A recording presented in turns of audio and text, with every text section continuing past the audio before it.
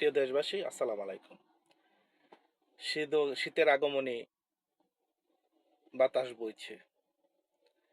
দেশের উত্তরবঙ্গ, বিশেষ করে পঞ্চগড়, ঠাকুরগাঁ, দিনাজপুর, কুড়িগ্রাম, রংপুর, গাইবান্ধা এসব এলাকায় তীব্র শীতের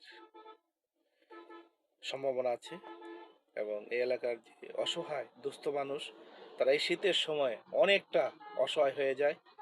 তাই দেশের বিত্তশালীদের প্রতি আহ্বান থাকবে, আপনারা আপনাদের যতটুকু সামর্থ্য অতটুকু সামর্থ্য দিয়ে শীতার্ত মানুষের পাশে দাঁড়ান।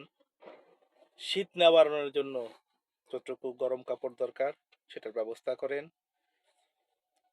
আসুন আপনারা সবাই মিলেমিশে সুস্থ থাকার চেষ্টা করি। আল্লাহ আমাদের সহায় হোক। আমিন। ধন্যবাদ সবাইকে।